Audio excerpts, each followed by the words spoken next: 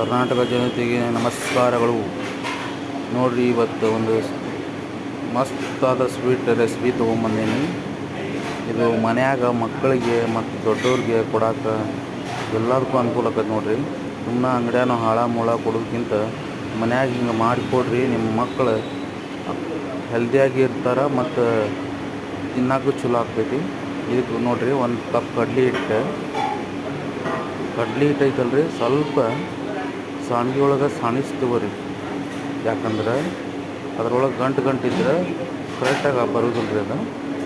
ಅದಕ್ಕೆ ಸ್ವಲ್ಪ ಸಾಂಡ್ಗೆ ಒಳಗೆ ಸಾಣಿಸಿದ್ರಂದ್ರೆ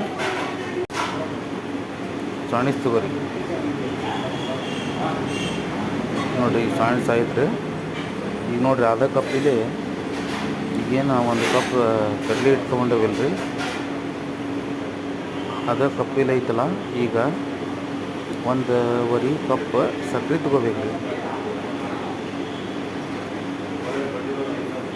ನೋಡಿರಿ, 1.5 ಕಪ್ ಸಕ್ಕರೆ ಹಾಕೋಣ ಅಂತ ನೋಡಿರಿ. ನಾನಿಲ್ಲಿ 1 ಮತ್ತು ಅರ್ಧ. ಹಾಂ, ಇಷ್ಟ ಆಯ್ತಲ್ರಿ. ಬರ್ರಿ, ಈಗ ಒಲಿವ್ ಮ್ಯಾಗ ಕಡೆ ಇಟ್ಟೀನಿ ರೀ. ನೋಡಿರಿ, ಅರ್ಧ ಕಪ್ಪಿಗೆ 1 ಕಪ್ ನೀರು ಹಾಕ್ಬೇಕು ರೀ. 1.5 ಕಪ್ ಸಕ್ಕರೆ ಹಾಕ್ಬೇಕು. ಇದು ಸ್ವಲ್ಪ ಕಾವ್ನ್ಯಾಗ ಸ್ವಲ್ಪ ಸ್ವಲ್ಪ ತೆಳು ಬರಂಗೆ ಸ್ವಲ್ಪ ಸಕ್ಕರೆನ ಬಿಸಿ ಮಾಡ್ಕೋಬೇಕು. ನೋಡಿರಿ, ಬಿಸಿ ಮಾಡೋವಂತಾನೆ ನಾನು ನೋಡಿರಿ. ಹಿಂಗೆ ಆತಲ್ಲ, ಹಿಂಗೆ ಇಷ್ಟ ಆದರೆ ಸಾಕು ನೋಡಿರಿ. ಅದಕ್ಕೆ ಈಗ ಏನೈತಲ್ಲ, ಅದಕ್ಕೆ ಕಡ್ಲೆ ಹಿಟ್ಟು ಐತಲ್ಲ, ಆ ಕಡ್ಲೆ ಹಿಟ್ಟು ನೋಡಿರಿ ಇಷ್ಟ ಆದ್ರೆ ಸಾಕೋಣ. ಈ ಕಡ್ಲೆ ಹಿಟ್ಟನ್ನ ಇದಕ್ಕೆ ಹಾಕಿ ಬಿಡೋದ್ರಿ. ಕಾನ್ಸೆಟ್ಟಿದ್ದು ನಾನು ನೋಡಿರಿ, ಹಂಗೆ ತಿರುಗಿಸ್ಕೊಂತಿರ್ಬೇಕು. ಭಾಳ ಕಾವು ಇಟ್ಕೋಬಾರ್ದು, ಮೀಡಿಯಮ್ ಇಟ್ಕೊಂಡು ತಿರುಗಿಸ್ಕೊಂತಿರ್ಬೇಕು. ನೋಡಿರಿ, 1 ಕಪ್ ತುಪ್ಪ ಹಾಕ್ಬೇಕಂತ ನಾ ಇದಕ್ಕೆ. ನಂದಿನ ತುಪ್ಪ, ನಿಮ್ಮ ಮನ್ಯಾಗ ಯಾವ ತುಪ್ಪ ಇದ್ರೂ ಹಾಕ್ಕೋಬೋದು. ತುಪ್ಪ ಹಾಕಿದ್ರೆ ತಿನ್ನೋಕೆ ಮತ್ತು ಹುಡುಗರಿಗೆ ಒಳ್ಳೆ ಸ್ಟೆಮಿನಾ ಬರ್ತೈತಿ.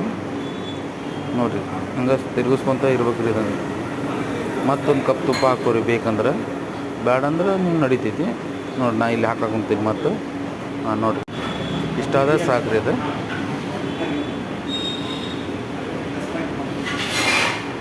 ಇಷ್ಟೇ ನೋಡಿರಿ. ಇದೇನೈತಲ್ರಿ, ಒಂದು ಪ್ಲೇಟ್ನಾಗ ಹಾಕಿ ನಿಮ್ಗೆ ಯಾವ ಸೈಜ್ ಬೇಕು ಆ ಸೈಜಿಗೆ ಕಟ್ ಮಾಡ್ಕೊರಿ. 5 ನಿಮಿಷ ಬಿಟ್ಟು ತಿನ್ನೋಕೆ ಮಸ್ತ್ ಆಗ್ತೈತಿ ನೋಡಿರಿ. ಸಂಜೆಗೆ ಇಲ್ಲ ಅಂದ್ರೆ ಹೊರಗಿಂದ ಬಂದು ಮಕ್ಕಳು ಅದು